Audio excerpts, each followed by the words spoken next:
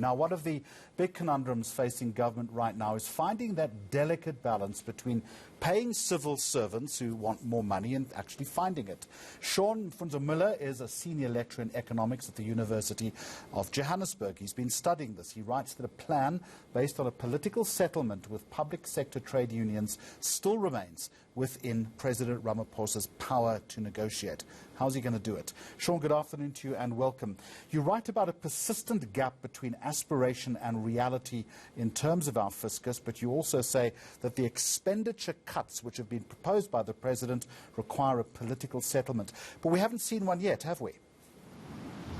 No, Jeremy, we haven't. And this has been a long time coming in some sense. Successive finance ministers since about 2014 have been promising so-called fiscal consolidation, which means trying to get South Africa's debt levels to plateau at levels that are fiscally sustainable. In other words, that we're going to, as a country, we're going to be able to repay that debt at some point, and we can make interest payments without compromising service delivery and without compromising economic growth. And that fiscal consolidation hasn't happened. We've moved from a situation where government was targeting about 40%, a ratio of debt to GDP of about 40%. We're now heading towards 100%. And so that settlement in terms of moderating public sector wages, I think has been necessary for a while. But we're now heading towards the potential fiscal crisis. The government has indicated it's planning to cut 300 billion rand in spending over the medium term over the next few years, and the majority of that is intended to come from civil servant compensation. So the question is how to do that. And given our unemployment problems, and given the fact that we already have insufficient public servants in certain key frontline areas like education, healthcare, social workers, and so forth, the best approach is arguably to reduce wages or to prevent wage growth rather than cutting jobs. But that requires some kind of agreement with the unions, and at this point there isn't any sign of one. Given the unemployment figures that I announced at the beginning of the bulletin, who is in a position then of strength right now? Is it government or the unions? Well, I think the unions are probably in a slightly greater position of strength, but only in the short term, because the reality is that the government needs to find a way to make to get public finances onto a sustainable path. And if it doesn't, then that crunch is going to come. We're going to come to the point where we can't borrow to the extent that we need to. We're going to have to take money from other areas of government expenditure. And so eventually the cuts will come. So the reason why I argue that, and I'm not the only one, the reason why I argue that a settlement is the best approach is because if you go with a settlement, then each party can still try to protect its interests to the extent that's currently possible. If you don't agree on a settlement, then these kinds of cuts are going to be imposed upon us, whether by external agencies or otherwise. So it's in the long-term interests of the unions to reach a settlement. It's in the long-term interests of the government. And so really, I think President Ramaphosa's priority should be facilitating that kind of settlement. But arguably, this kind of social compact is what he should have been focusing on, along with cleaning up the mess from state capture, of course, from when he came in 2018. And the lack of progress on this front, which we see in the rhetoric from the unions, who keep saying they're not being adequately consulted, the finance minister's tabling proposals that haven't been agreed to, and so forth.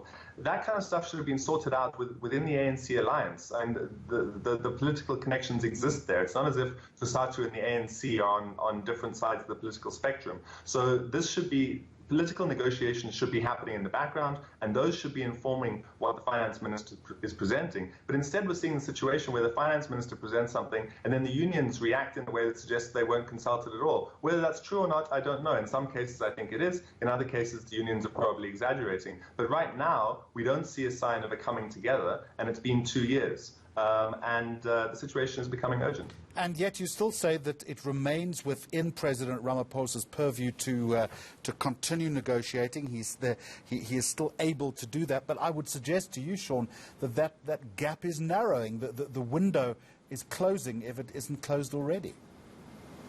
Well, I certainly agree with you that the window is closing, and perhaps I'm guilty of giving President Ramaphosa too much credit. But I think given his background, he really, given his background in the labour movement and in the ANC and also in the private sector, he really is in some ways uniquely positioned both to have insight into the views of the different parties, but also has the political authority and the individual authority to bring those parties together. I think if he can't do it, I'm really not sure who can. So in that sense, I guess we're lucky to have him in that position at this point in time. But the window is closing. And I have to say also that Minister Mboweni doesn't seem to have done a good job.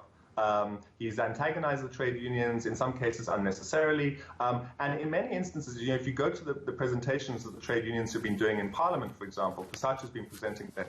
In a number of presentations, quite unusually, COSATU has indicated that they understand the need to moderate the public sector wage bill. They've actually said that. But what they've said is that they want corresponding sacrifices by the sort of executive, by politicians, by high-level civil servants. They want more progress on corruption and so forth. And on the face of it, those are quite reasonable demands. Now, maybe they're saying a different thing in NEDLAC. But certainly in terms of what they're saying in the public domain, a number of their statements are quite reasonable. So that suggests that there still is that space for negotiation. And as I said, Jeremy, the thing is that it's not in the union's interests really to push this line too far. Because if they insist on holding on to wage increases, then what's going to happen is that civil servant posts will be cut. And it will be much more dramatic than what will occur if we strike a settlement now over the next few months. If they wait, if they resist that settlement, the consequences could be quite dire for them as well. Whichever way you look at it, it is a tightrope that is swaying at the moment. Seán Mfundza Muller, thank you very much indeed, Senior Lecturer in Economics at the University of Johannesburg. Now,